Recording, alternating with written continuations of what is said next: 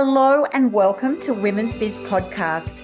I'm Annie Gibbins, founder and CEO of Women's Biz Global, and I invite you to get comfortable and listen in on candid conversations I have with fascinating women from around the globe. Business leaders, entrepreneurs, humanitarians, athletes, and a whole lot of regular people. Tune in as they let their guard down and open up on aspects of their business and life journey, how they measure success, and what they have learned along the way. These conversations aim to inspire you to embrace opportunities and possibilities beyond the limits of your imagination. Reclaim your power, strength, and vulnerability. Stand in your truth and propel yourself towards the life you dream to live. Hello, everyone. Welcome to Women's Biz Podcast. Annie here. Delighted to have you join us today. And you are going to meet my very special guest, Shana Francesca. Welcome to the program, Shana. Yeah, thanks for having me. It's great to have you on the show. And for those of you listening in who don't know Shana, she is such an inspiring figure in the realm of intentional leadership, entrepreneurship, and ethical living. So it's going to be a really great conversation today. As a keynote speaker, writer, and dedicated scholar, Shana has profound insights actually into the transformative potential of community-driven approaches. So this is going to be a nice new topic for us on the podcast, talking about how we can actually use the whole community to help us elevate really and to achieve more and hopefully be better human beings. She's a passionate advocate for effectiveness as leaders and individuals as we really amplify our profound influence, right? And that can be done through community as well. So welcome to the show, Shana. It's great to have you here. I'd love to just dive into your background then and inspiration. Why did you get into this specific area? Yeah, so difficulty. So I was born into an abusive household and raised inside of an evangelical Christian cult. And so I experienced profoundly in nearly every aspect of my life, right? So inside of the house, I was experiencing abuse in a high control environment. And then outside of my life, I went to the school that was part of the church that was the cult. And so, that was a very high control religious environment, right? And so every aspect of my life was very, very controlled. I'm so sorry. Hold on one second.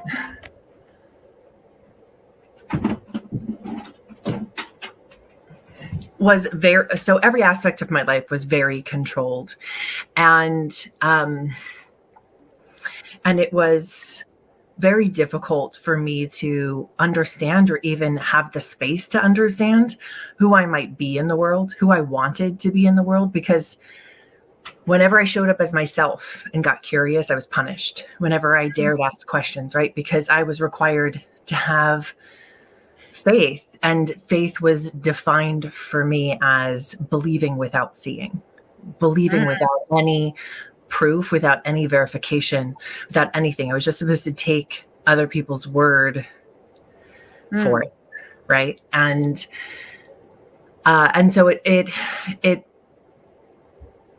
to do that, you have to kill someone's curiosity, and I refused to allow mine to be killed, and because of that, I suffered a lot. So you even knew as a child in that environment, because often when you're born into something, you don't know anything else. Do you know what I mean? So you even had a deeper knowing. It's almost like, well, why was I born this way? Why am I curious? Why do I want to know the reason why, rather than just go, this must be the way it is, because everyone else around me seems to accept this way of living. Yeah. And it was baffling to me so often. And so it's, experiencing that extreme environment, inside of all of my life, it eventually broke me. It eventually broke me, the abuse that I experienced.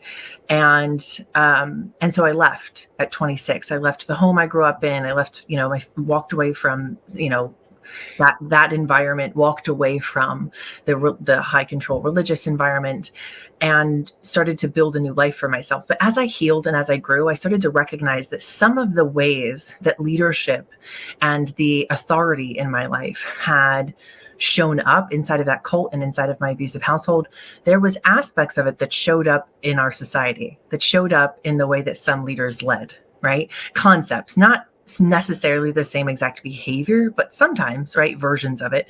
But it was the concepts that seemed to remain the same. And I started paying attention to how I felt in the corporate world and how it had a lot of parallels to how I felt inside of that cult, right? In that there wasn't a lot of freedom. I was required to show up a specific way. I wasn't allowed to ask certain questions. I wasn't allowed to be myself or challenge the way that things had always been done. I wasn't allowed to see better ways to do things. That was seen as a threat to the people who were in authority over me. And so it led me onto this quest of like, I knew at some point I was going to start my own business. I had already decided that, right? But I was like, if I'm going to start a business, I want to be the kind of boss and the kind of leader, right?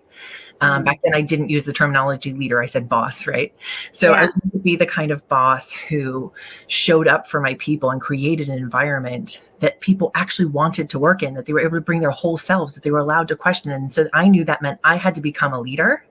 Yes. No, I had to figure out how to cultivate that environment. And I had no idea how to do that because I'd never seen it. I'd never experienced it. And so this started a decade, more than a decade now of research, because I started doing the research at 29 and I'm almost 40. Right. And so started in this decade of research that continues to this day.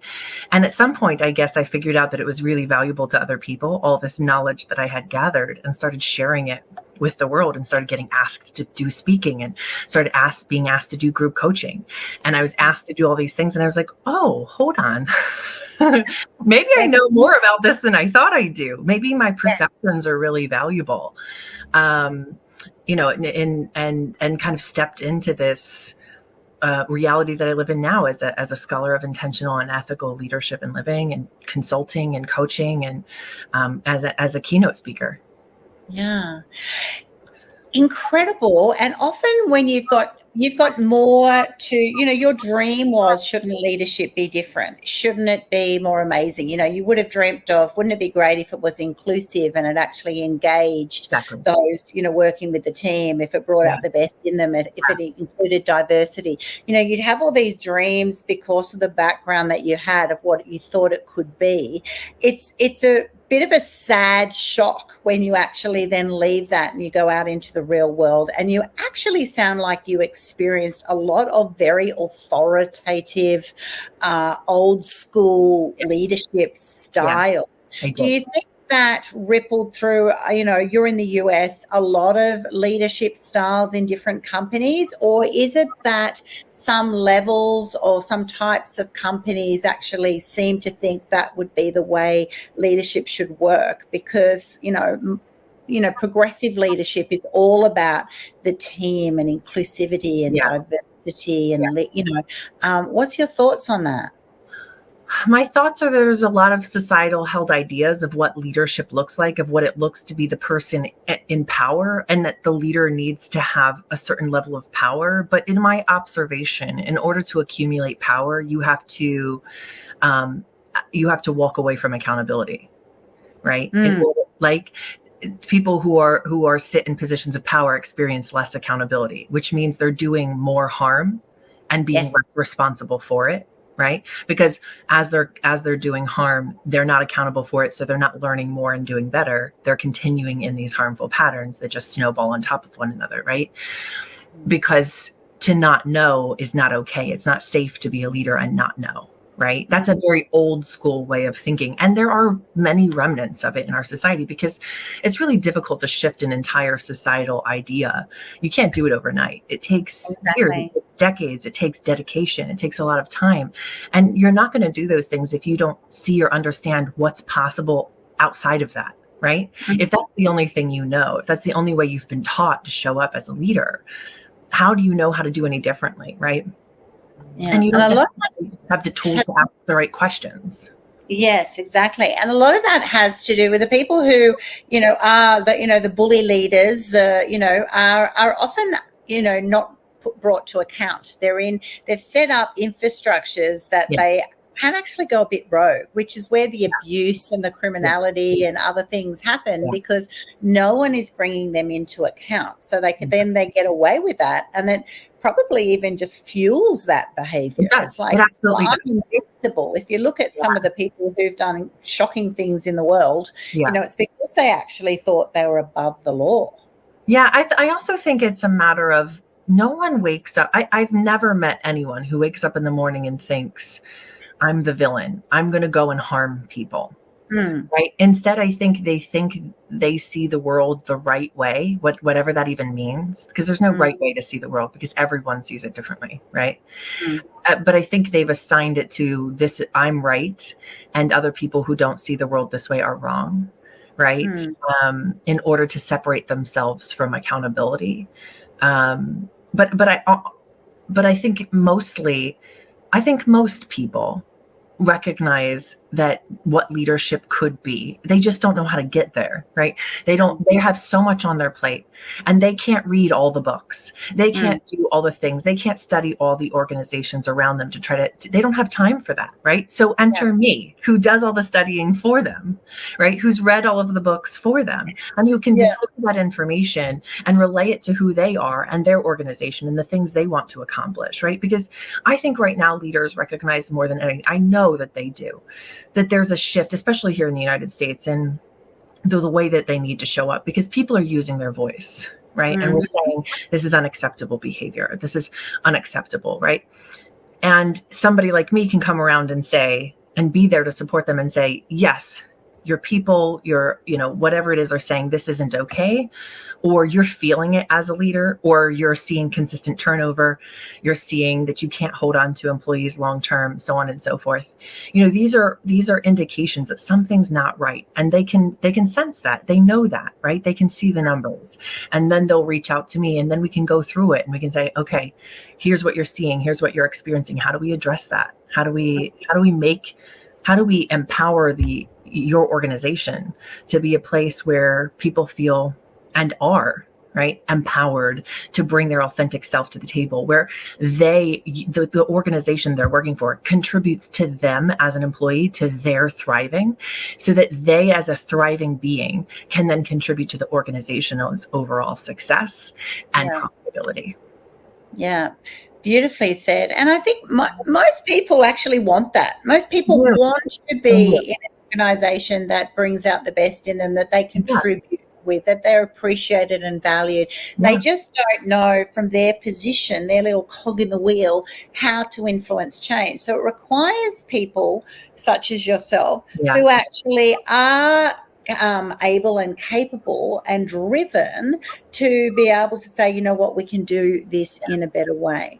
So do you believe that the impact of your upbringing, let's talk about that. How did that influence or inform the principles that you now advocate for? Do you actually use that, the disparity that you actually had, or the dreaming of a better leadership model? How does that influence what you're doing now? Yeah. Oh, as I went through this process of giving language to what I saw in the world and giving language to my work, right? Finding the way to express what I saw and understood, and what value I wanted to bring to the world. I started to recognize certain patterns in my own life and the way I showed up as a leader, and the tools that I had used to heal and to become human, right? Because growing up in a high control environment, in a high control bubble, I wasn't allowed to be human. I had to show up as this very specific, very dehumanized and objectified thing, right? I was just a tool for other people's use. It's a very different thing to figure out, okay, so now how do I become human, right? Yeah. And so the principles that I saw consistently showing up in my own life and my own leadership were curiosity, respect, and accountability. And as I moved through studying all these different leaders and all of these different organizations, I saw this pattern. They might not all use those exact 3 words, but they use concepts and their principles and their ethos all center around curiosity, respect, and accountability, and the partnership and the relationship between those 3 things, right? Because we can't learn anything And we can't be open to understanding new things and driving creativity and innovation and empowering those things without curiosity. Yeah, exactly. Whereas the world just kills curiosity, doesn't it? It doesn't says don't do things differently. You know that other people are doing that for you. Just follow our way, follow our style, follow what's given to you. And it's kind of like that makes you robotic. Always less. It lessens the potential of humanity.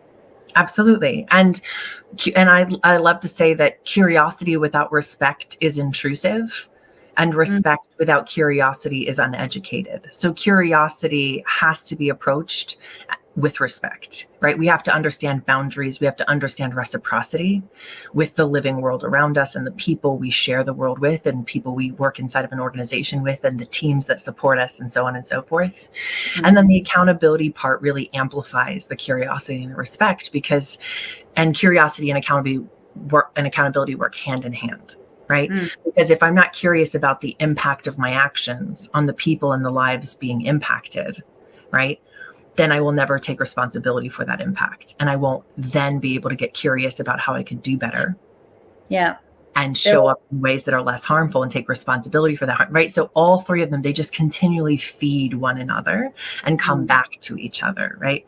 And so when I just kept seeing this loop, right, in my work that kept showing up, I was like, these are the three things. Without these three things, there is no ethical relationship involved, right? The minute you take one of them away, the relationship falls apart, especially if you take accountability away. That's where ethics leaves. Yes. Right. Yes. That's the minute a relationship becomes unethical in that moment. Yes, exactly. You've lost the framework of controls of someone being able to ask why. Someone to say that's not healthy, that's not helpful. Or you hurt me, or that's harmful to me, right? Exactly. And then me to say, okay, I won't do that again, right? But then they do. They do if there's no accountability. Yeah, if there's no accountability. Exactly. It is a cycle. So if you had to articulate your personal definition of intentional and ethical leadership and why these concepts are pivotal in today's landscape, what's your response? So I look at it kind of like a formula. So we would apply the rules of mathematics, of basic mathematics, PEMDAS, which is parentheses, exponents, multiplication, division, addition, and subtraction. Why is that relevant?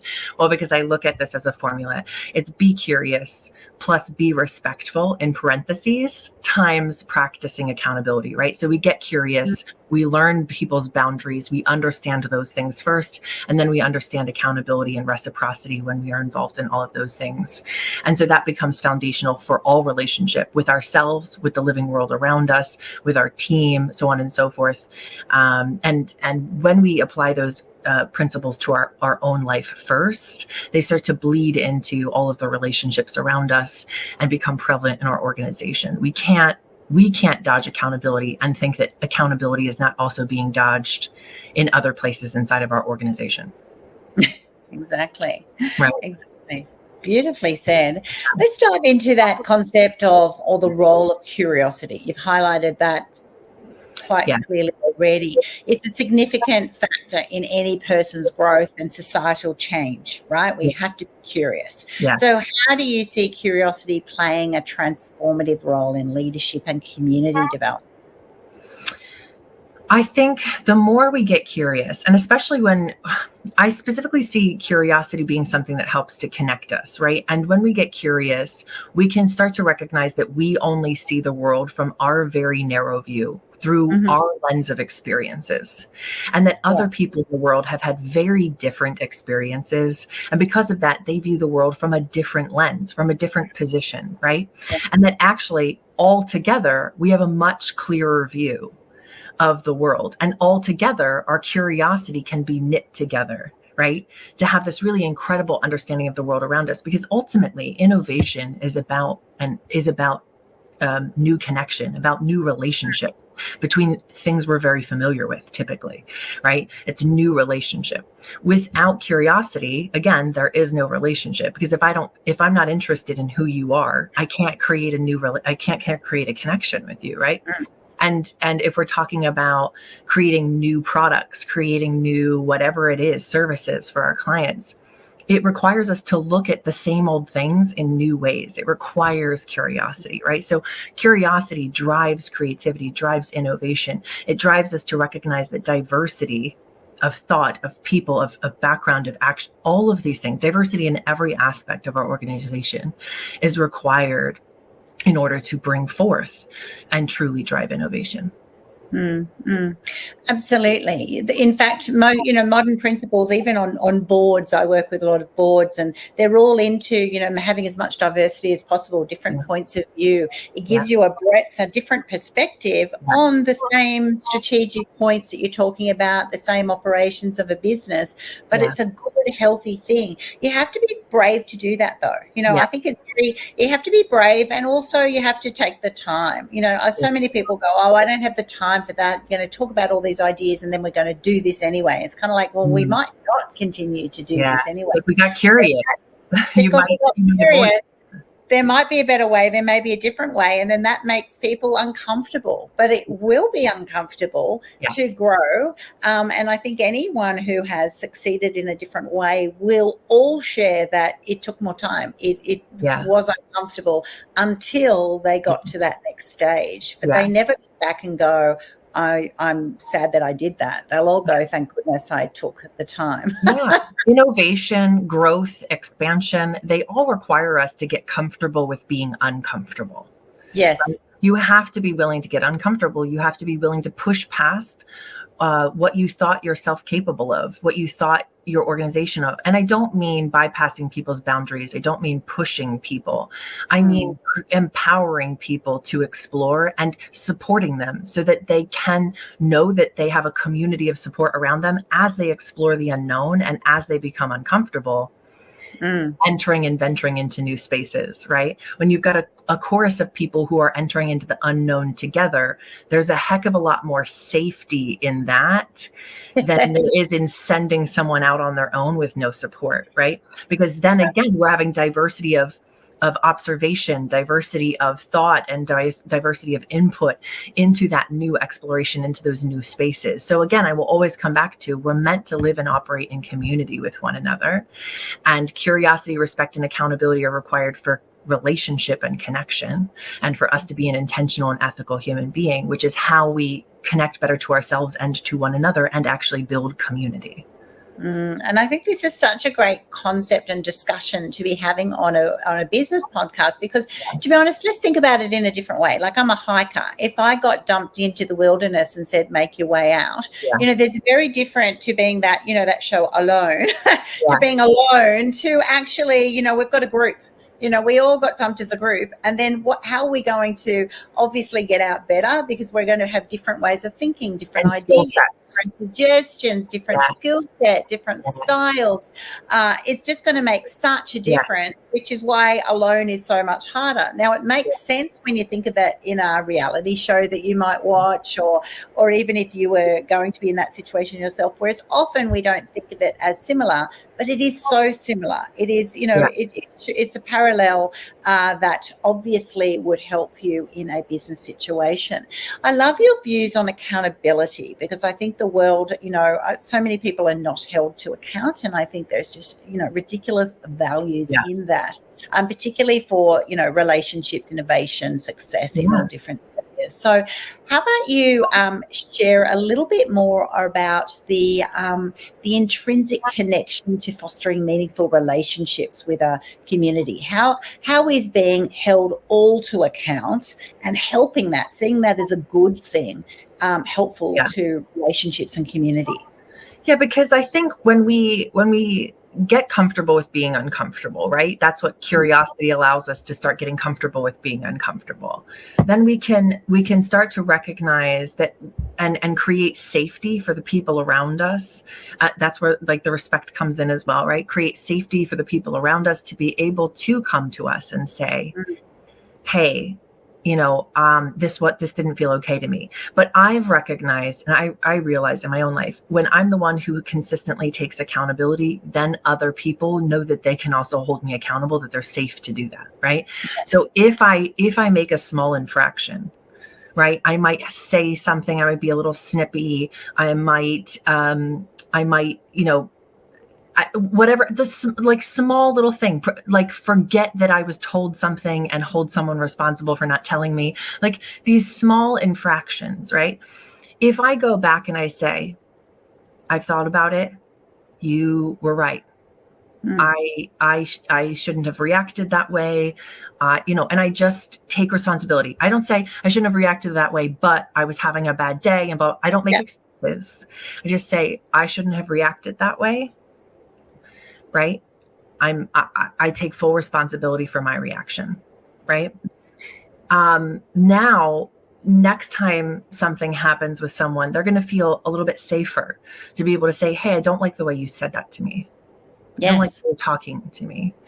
What's going on? What's wrong? And they'll feel safe to be able to ask me those questions because I've created a pattern of holding myself responsible and modeling that for other people to be able to follow suit, right? And now we start to create relationship there because they know they can trust me to say, you're harming me, please stop. Yes. Right? Exactly. And that's where the value starts to come in, because now people feel safe to come to you and talk to you. And now you can really get to the meat of it, right? Like, because really, again, innovation can't be driven without relationship, right? Without us understanding what truly connects the world around us. And we need other people to help us to see things we can't. I don't know a single inventor who worked by themselves, who did everything themselves. They might have drawn from other people's inventions, pulled together different things that were going on in the world. They were most often, they're kind of collaging ideas together, right? And making them into something new, right? And so when we think about it that way, we recognize that we really absolutely need each other, but there needs to be trust there. There needs to be trust and accountability, right? So that we can actually move things forward.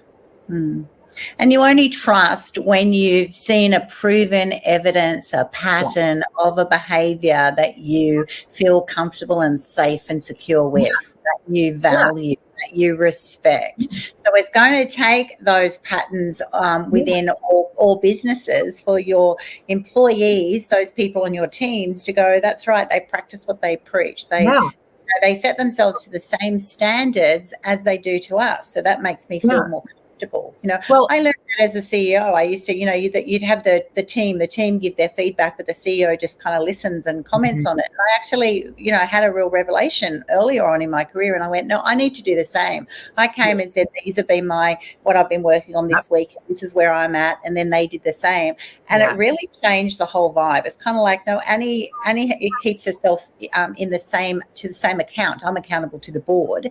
But it changed the pattern. I felt they felt a lot more comfortable, because sometimes I'm like, oh, I didn't get to this week, or I'm a bit annoyed and frustrated at myself with this. And there's suddenly that vulnerability or that openness to say, we all fuck up at times, but you know what, the world didn't fall down. We're going to have to work together a little bit harder, or something shifted. It's like, oh, wow, it's refreshing.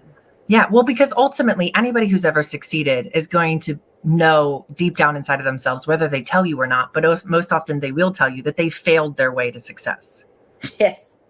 Right. They failed a lot of times, and they just kept going, but they had to get curious about what they needed to change to be able to make the next iteration and the next iteration and the next iteration. And so when we can create psychological safety for our people to fail, and to then be able to fail again, right? And we're not wagging our finger in their face, but instead we're creating a community of support around them, and we're somebody they can trust, and they can come to us for feedback, and there becomes a whole symbiotic relationship. Now this organization is an ecosystem. It's a bubble of life, rather than a place where people are feeling like they are suppressed and inauthentic, and having to show up and just do the work, rather than show up and explore the work. Great phrase.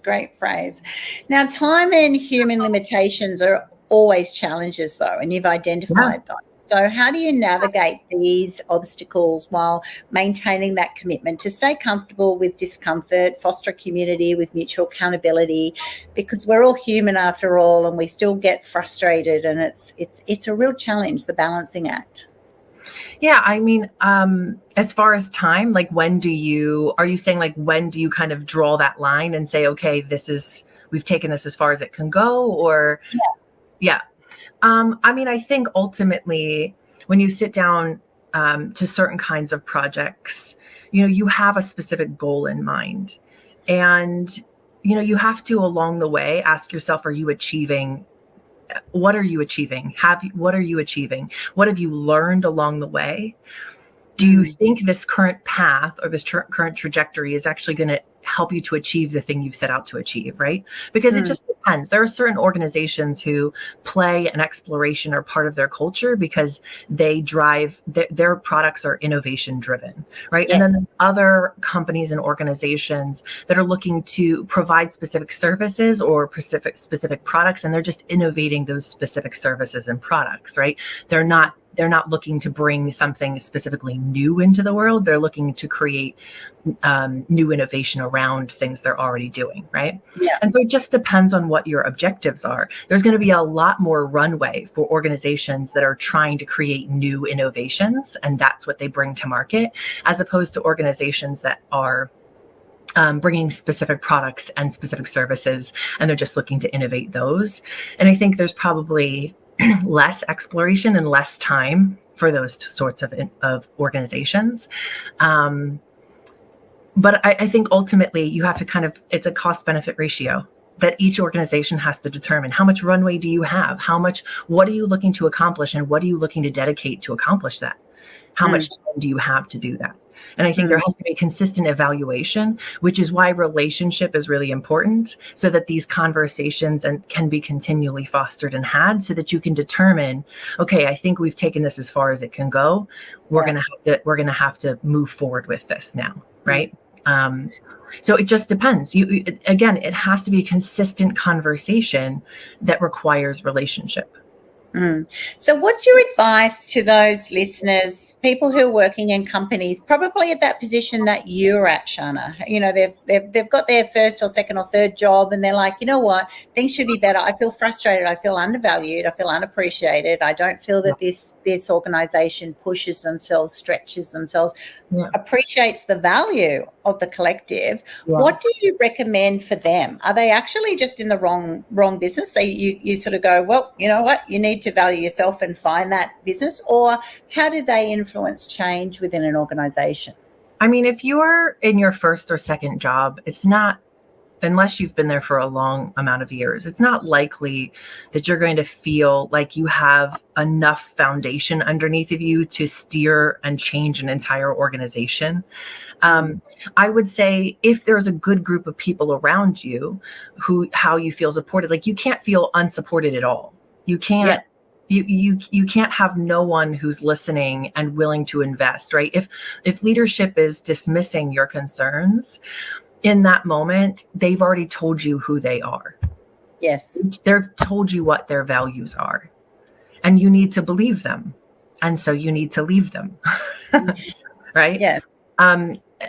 And find a better position and a better company. There's no perfect company and no perfect position, but whatever company you work for should respect and value you, should honor you as a human being, and be willing to listen to you and honor what you bring to the table, right? This doesn't mean they have to do everything you say, but it does mean that they have to take it seriously and value you. And if they don't, then it's not the right place for you. And it doesn't mean that you quit your job without another one, right? Exactly. Be sensible here, everyone. Don't do that. Be sensible.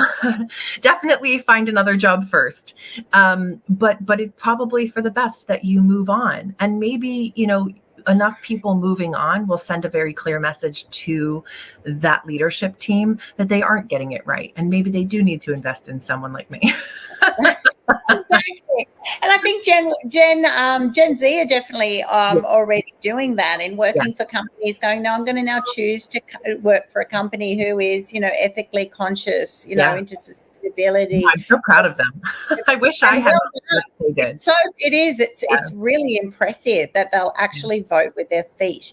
I'd love to finish this though with employers, with people who are running these businesses who, you know, are sitting there thinking, yeah, I haven't actually failed often because I've been too protective. I've done things old school. I've done things my way. I've got settled in that. But actually, after listening to this conversation, you know, I'm the one, the buck stops with me. I have the potential to influence change. What do you recommend for them? Develop a curiosity practice. Start taking walks outside and learn 3 new facts about something you've quote unquote known about your whole life. Pick anything, a plant, grass, a caterpillar, a bird, and start learning 3 new facts, whether this be something you do every day, which I recommend, or a few times a week, or at least once a week, where you're making this practice. And then you want to take that and apply that to your own organization. Right? But you got to foster the curiosity in your personal life first. Yes. And then start applying it to your organization. Fantastic.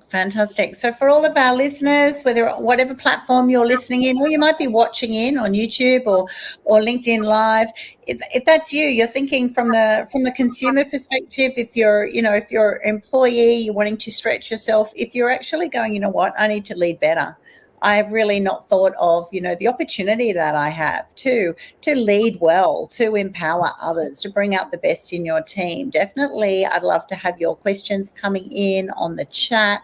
I'll be able to reach out to Shana, myself, to be able to say, yeah, I want to do better. I want to do more, because, you know, think about all those people sitting in your company who are there because, you know, one, they've got a job, but actually ultimately everyone wants to be valued. Everyone wants to be contributing. Everyone wants to be part of something bigger and better, because it just creates a vibrant, healthy, progressive organization. And so if you need help with that, definitely reach out. And I encourage you to take some of those tips that Shana has given today. You know, that's right. Get curious.